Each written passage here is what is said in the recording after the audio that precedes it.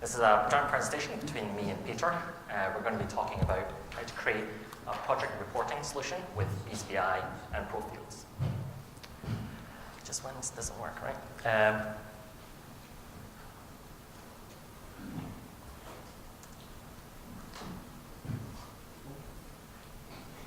Okay. So Peter's going to be providing the report user perspective, and he's going to talk about who they are and provide an overview of the reports that we've created.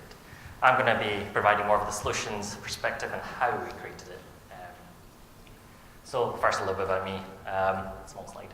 So I'm from Scotland, and I'm a developer. I've been a developer at Verve for about 1.5 years now. So I've got hobbies. So I play badminton 5 times a week, and I go climbing twice a week. So I'm quite active in that sense. So a bit about the company first. So our subline is to inspire effective teamwork, and we're contrary to what Martin said actually, we're also a Gold Solutions partner, so he's not the only one here. And we are the only Gold Solutions partner Solutions partner in Glasgow, in Scotland. And essentially that just means that we design bespoke applications and deploy Atlassian apps to suit business needs. So this is just a list of companies that we work with, some of them from Scotland, some of them more international. Right, I'll just hand over to Pierre. Cheers. Okay, so hi, I'm Peter. I'm from Ireland. I work for Synergy Learning. Worked there for just about 9.5 years. I'm pretty jealous that Victor still has hobbies. Mine are a long distant memory since the 2 kids arrived, so I can't really remember having some free time. They take up pretty much every free moment that we have now, but worth it. I work for Synergy Learning, we're a learning technology company. We're quite similar to the Atlassian solution providers, but providing solutions for learning technology. We've been a Moodle partner since 2005, and we've been a Tatara Platinum partner since it launched in 2011. As you can see from the services, they're all very similar to what you would expect from an Atlassian partner. We were really proud to have worked with some household names, and today, though, we're here to talk about what we've done with eazyBI. So we've been a long-time Jira user, and we knew that there was a wealth of untapped information contained within those systems. But to get to that, we had to do a mass export each time of our Jira issues. We would then export our tempo data as well, and we'd bring that into Excel for analysis.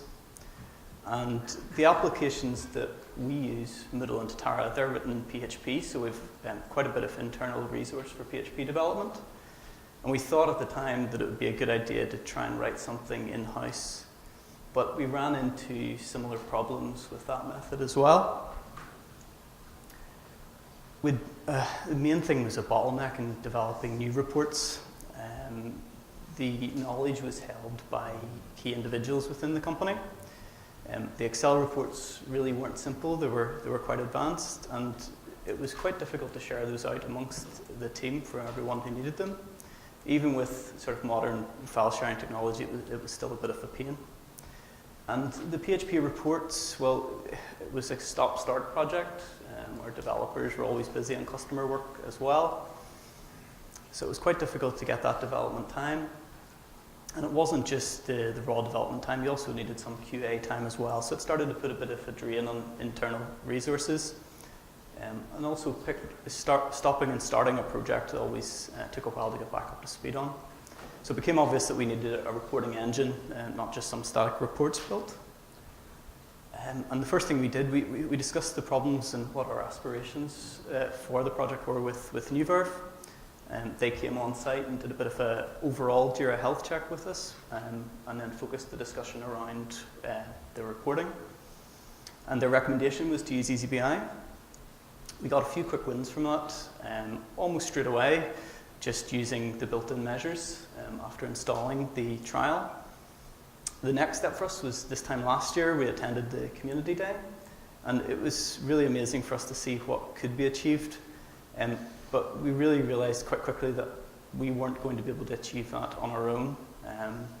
So we went to a further consultancy day with New Verve to define the reports and discuss what was possible. And once we had a better understanding, we agreed with them that we would actually go forward and build the solution with them. So just before we move on to a few examples of the reports, it's useful to see how we use Profields. It's a key component for us. We use Profields to store the key information about projects, the stakeholders, the status, the revenue, and the really important dates, the closed won date, that's when it gets transitioned from our CRM into Jira, the start date of the project, the due date, and the original due date, which is useful if the due date moves, as it often does. So we call this report What's on Your Plate. It's really a barometer to see what someone's workload looks like. We can page this by time and by team. And it's always important to remember with any report that they should hopefully make you ask further questions. For example, if we can't take it exactly as is, one development issue, for example, might be worth 10 times the effort of an internal task. But nonetheless, it's really useful to see the DNA of someone's workload. And the bottom one, well, what does it look like over time? Well, it's useful for us to be able to trend that. If someone's telling you they're particularly busy, is it a month that sticks out, or are they continually overloaded? We would try and cross-reference that with timesheet submissions. And in this particular example, you can see in March, the breakdown of that person's workload actually changes. And that was actually due to a role change within the company. So previously they were focused a lot towards application support, and they moved towards a more systems role in March. So it was great to be able to see that over time, how their workload changed. These are our projects at a global view, our work in progress. Usually the top ones show a revenue figure. I've just removed that for confidentiality reasons. But if we look at April as an example towards the right-hand side, you can see in the black there's quite a bit of revenue tied up for a project that is a year or more. So although this wasn't the only factor that we used, it was an important part whenever we were discussing how we invoice. It was something with how the company had grown. Whenever we were small, work would come in, we would complete it, we'd invoice it and we'd get paid, and that was great. But as we were taking on more and more challenging projects, the length of those increased, meaning that if we were only invoicing towards the end, there was obviously a lot of revenue tied up there. The bottom one then shows it's the same data, but the number of projects. So again, if you focus on April there, you can see that relatively large amount of revenue equated to only 4 projects. So it's really useful to have the different views in the same data so that you're not just taking one perspective into it. Our blocked projects, this is really important, I think, for most people, because if a project is blocked, it's not progressing, and eventually you're not going to be able to invoice it and ultimately get paid.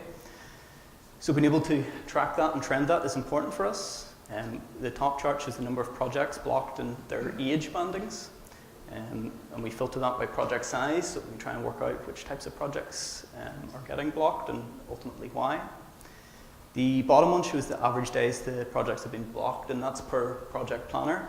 And these are the people that are primarily responsible for blocking projects. And we share the report really openly, and that leads to a bit of a competitive edge between our project planners who can get their projects out of the block status quickly. So days move. So this was quite an interesting one because most projects on this chart, you can see they're being delivered after the original due date. And internally, we used to give ourselves a fairly hard time about this. No one really sets out to deliver a project late. But once we had the data, we could start to analyze it and work out what was going wrong. And thankfully, it's not a case of simply failing internally. For example, the development or the design running behind schedule. We found that there was lots of things which were going wrong, not often within our control. For example, customers would often miss the sign-off of key milestones, meaning that certain parts of the project couldn't proceed, or that there would be a significant change request to the project, or additional work off the back of that. So we can see from the trend on this chart from sort of January onward, whenever we've started to implement some process changes, that we're on a downward trend, which is good. But it's good to have this not just a subjective view when you're speaking with your team, that you can actually back it up with some data. And if we just look to the left-hand side, October, November, December, that's purely as we were building up our data within Jira due to some changes. And I think the final one from me is around project revenue. So this is whenever we actually close something out, we can trend this and see what we're closing on a monthly basis. The really nice part about this chart for me is the future prediction part of it. So May, June and July are actually predictions based upon the information contained within Profields, whereas the previous ones are actually what we actually did close within those months. It gives us good ability to manage our pipeline. It allows us to set targets at the start of each month for the operations team as to what we want to close, both in terms of number of projects and what that might equate to in revenue. And it's also useful for the wider business to be able to forecast what the cash flow might be from invoicing. So at this point, I'll hand it back over to Victor, and he can take us through how this was developed. Thank you. So how do we get from concept, which was literally drawings on a post-it note, to eazyBI charts or reports? So we use three powerful tools: Profields, where the data is entered and where kind of it originates from and it's filled in by the project planners. ScriptRunner, which was used to create our data pipeline, so how do we extract the data and how do we pre-process data. And then eazyBI, of course, for the reports themselves. So we talk about ScriptRunner first, and the problem about the definitions that Synergy wanted were they weren't easily available in the native imports. So there's the native Jira import, there's native Profields import that eazyBI has written, but they don't have the definitions that we need. So we created two new ScriptRunner. We created endpoints to extract that data, so using the Java API from Profields. And we also use this, a scheduled service to update Profields so that it has new dimensional information, so we can import new dimensions. So endpoints, endpoints allows us to trigger, to actually obtain the data from a REST source, so we can then use it in eazyBI. And in this case, this one is status history, and then it outputs a JSON body so that it can be consumed by eazyBI. So there are three types of information that we couldn't get natively, and they were typically historical information. So we have status history. When was a project and what status? We had numerical history, so trending a certain number over time. So that's we use that for revenue, for example. And I call it difference history, but essentially it's how one Profields field compares to another Profield field, and trending that over time. And that's very useful for example, for movement in due date. So trending the original due date with the current due date and seeing how that changes over time. So for services, which is what we use for services, are scheduled pieces of logic that we run, and that we use it to update Profields. So the reason we use that is because we can't ourselves create new dimensions in, well, not using basic configuration. We can't create new dimensions. So what we ended up doing was we just created two new fields in Profields, project age and project size, and essentially band together the age, and so have each age category, and then have a size which is based on revenue. And so that just automatically fills in every night what each category is. So talking about eazyBI numbers first. So we had 10 data sources, kind of combination of native source as well as all the custom sources, custom endpoints I was talking about. We had 25 reports. I'm not going to list them all, but they're kind of categorized as internal, status, closeout, and just simple issues reports. We used members across 8 dimensions. So just your normal dimensions, so time, measure, assignee, but we also had the new dimensions that we added, project age and project size. And then we have 69 calculated members across measures and all the other dimensions. And they can basically be summed up as, they can be summarized as summations, counts, averages, and linear regressions or estimation. So next few slides, I'm going to be talking about a particular example. So if I do go quite quick, it's because of time constraints. So in this report, it's we're getting a number of projects that are currently running each month, and we're dividing that by each age category. So each age category in each month. So the way that I first went about this was, you first analyze what type of chart you're looking for, or what's been requirements, what's been spec'd. And then you look at the table view. So in this case, we knew that there'd be 3 dimensions. So there's the time dimension on the rows, there's the age categories that we have populated using our service, and we have the measure, number of projects by age. So I forgot to warn you guys, there's going to be NDX. Anyway, so there's going to be, we first divide the measure up into each column. For example, we look at one of the columns, and that'd be one of the case when statements. And in each case when statement, then we calculate the exact number for that age category. So we use the inbuilt count function, and we filter across all projects. I use the descendants function just so that eazyBI Synergy can drill into the numerical and drill into each point. So, for example, in January, which projects were actually ongoing. So with filter operations, you have to specify a condition. And so we want to determine the age first. So we determine the age by using the dateDiff function.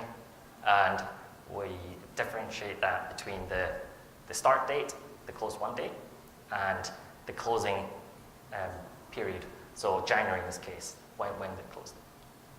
And we do the same for minus 31 days. So we can now determine how many projects were in that are greater than 0 days and less than 31 days. I've also added an extra condition here, and that's to get only running projects, so not closed. And one thing that did trip me up during the implementation was not using the default member of the project age category. That's because when I'm setting up this report, this column only applies to the current age category that's selected, so minus 31 days. So any projects are less than 31 days old, currently, not back in January. So I had to specify the default member in this case for all members. So for all the other members, actually, they're kind of a very similar structure. So I just end up adding extra conditions. So there's many members, there were 9 calculator members that we wrote, but they're all are just small variations of each other. So we've got a number of projects by age, and then age and size, then age, size, and status, then age, size, status, with some prediction, estimation. But all of them were kind of very similar. So they use the same structure, but I added extra conditions to filter out the exact status or age or size. But yeah, there were quite a lot, essentially. So to summarize, here's given kind of the report user perspective, defining requirements and the report's overview. I've given a summary of using script runner, how we use that as a data pipeline, and kind of the eazyBI configuration, and also kind of an example calculator member that we wrote. So that is it for me. Any questions?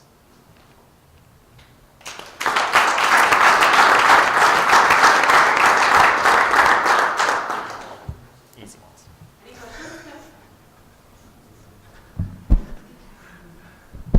No. Then thanks a lot, Victor and Peter, for the presentation. Sorry. Yes, questions? Oh, okay. Yeah. Okay. Well, it's nice MDX, but it's kind of hard to maintain probably in the future. So, did you try to use JavaScript and create the measures for this at first, or? Why would it be hard to maintain when the? Just because MDX is just hard to maintain. I mean, and it's slower than creating measures already dedicated for counting something. So did you try to create actually? Pre-computed in import stage. Is that what you're trying to say? Yes. Yeah, doing the import. No, we didn't do that. It's just because the way the reports that Synergy want they're typically in a window of space. So you're not looking across all time, you're just looking at a certain window of time. So in that sense, you're only looking 12 months data, and that's why we can get away with more intensive calculations, and we don't need to worry about like slowing down. Thanks. So basically, when you start a new project, you create a new Jira project, and then you track everything there. Is that what you're doing? Yes, that's And yes. do you have a different teams, or do teams like just stop working on one project and they all together start working on another project? Do the team composition also change between projects? Yeah, so there'd be, generally speaking, a one-to-one mapping between a new project would be a Jira project. What we would adjust, which Victor had to take into account during it, was whenever there's a change request or a phase 2 of a project, they get just added into the existing one because they're so closely linked. The revenue field would then be updated for that to take that into account. So the revenue, even though the project might still be active, will change month to month as well if the change request opportunities are closed. Okay, thank you.